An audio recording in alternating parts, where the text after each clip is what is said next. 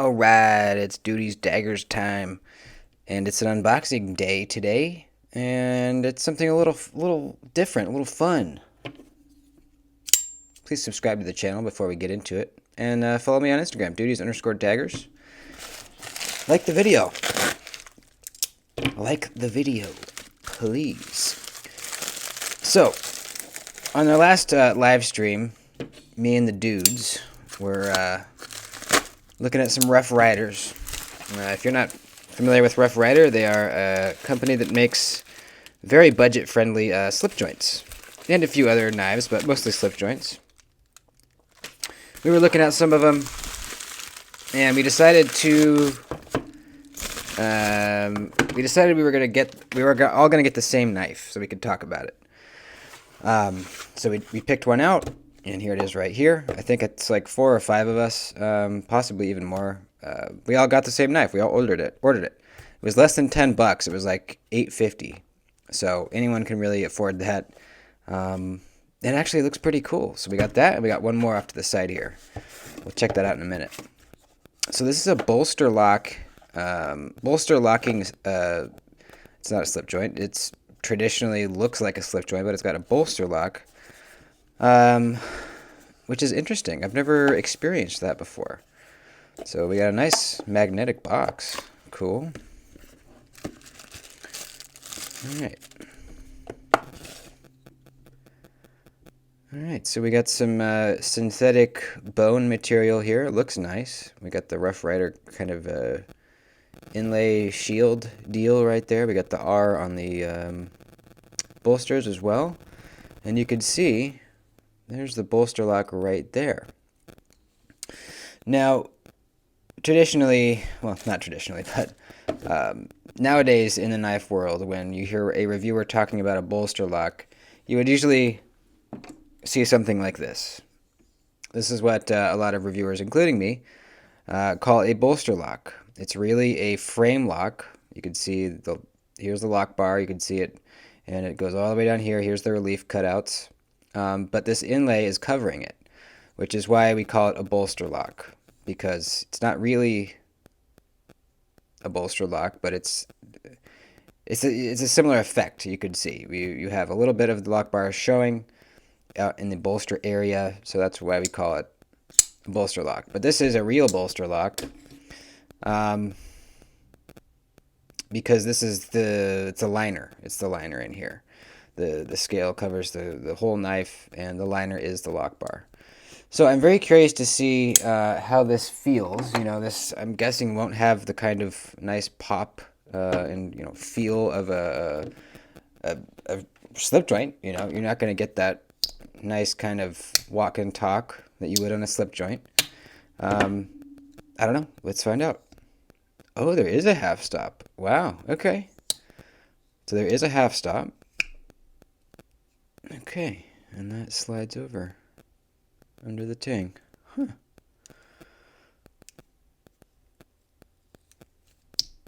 Very interesting. Okay, so what is happening? There must be a detent ball on the lock bar, the bolster lock. In fact, let me see if I can see it.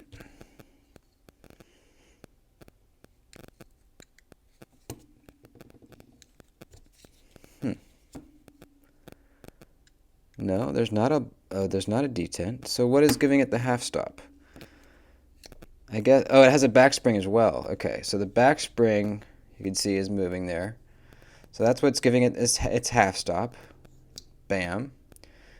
And then when we reach the full open position,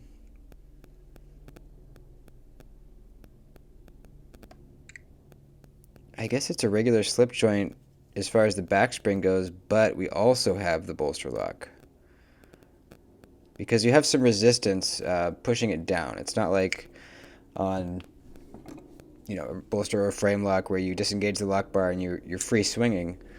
There is some resistance. I push the bolster over, we still have resistance here to get past, like you would see on a normal slip joint, right? Resistance, bam, half stop. So this back spring is still functioning like a regular slip joint, it seems like. But in this case, you also have to slide over the bolster lock. Interesting. Very cool. So that's very unique. I like that. Um, as far as the knife itself, we got a little bit of a sway back design, almost like a harvester style blade. I would call this probably well, it's a harvester style, but sheep's foot, you know. Feels pretty thin down at the edge. It's thin blade stock. This should be pretty slicey. The blade steel is 440, 440C. I always think it's funny how they put razor sharp steel. They have to tell you that. It says 440 and then it says razor sharp steel. So that's good to know that it's razor sharp. Does feel like we got a pretty good edge on it. Let's find out. Yeah, sweet. Ergonomically, it's a typical sway back, good for utility cuts, draw cuts, because the sway back kind of swells upwards into the palm of your hand right here. Just fits nicely up there. Feel really kind of braced against your palm. And you don't have to worry about this closing on you. It's not going to close on you. So that's cool, man. They even have, it looks like... Okay, yeah, so the liner is stainless steel, and that's what is actually contacting the tang. You can see it's sitting a little bit higher than the copper or whatever this material is that the bolsters are made out of. So stainless steel contacting the tang, that's good. And then we have this material, whatever it is, brass, some kind of alloy, bolted onto the outside of that for looks. That's pretty interesting, man. I like this. There's a good texture on it. Cool.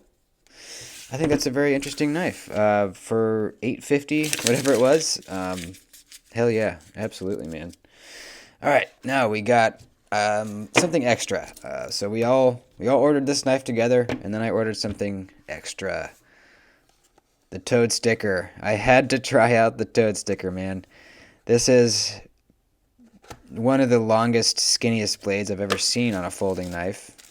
And holy crap, dude, look at this thing. Oh my god. It's so long. Wow, this scale material looks really cool. That looks nice. It looks a lot different than it did in the picture. Oh my god, dude. Holy shit. Dude, what the hell? That's insane. No way. I love this.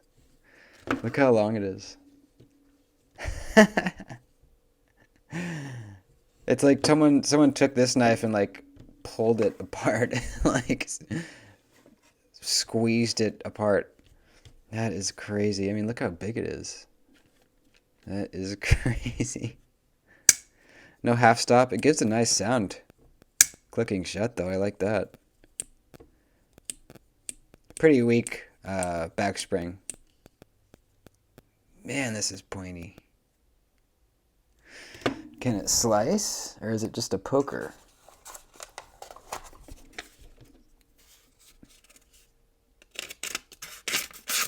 Kind of. Kind of. It's definitely more of a poker.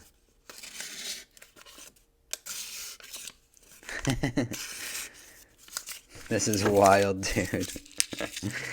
This is so wild. Let me give you an idea of how long this is. Let's see. I could put up the PM2. It's a long boy. Devo Stout. This is cool, man. This was really cheap also. I think it was around the same as this knife. Less than $10. This is cool, man. I think everyone should get one of these. This is just crazy. I mean, I don't think I'll have a practical use for this, but it's just cool, man. It's just cool. This handle material looks really nice, too. It really does. There must be some kind of, like, I don't know, epoxy something-ish. I really like the box, too.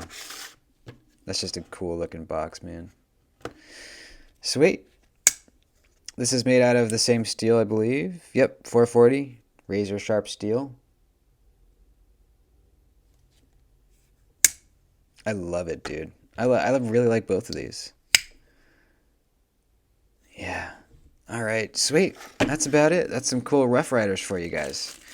I'll put links to both of these down below if you guys want. And if you want to, if neither of these are really speaking to you, but you want to buy a slip joint for under 15 bucks, sometimes under 10 bucks, go to Smoky Mountain Knife Works. Type in Rough Rider, and you'll see pages and pages and pages of these Rough Riders. Some higher priced than others, but I would say all under like 20 bucks. So a lot of really interesting stuff on there. This blade is so thin that you could bend it. Oh man. All right, that's it. Thanks for watching, folks.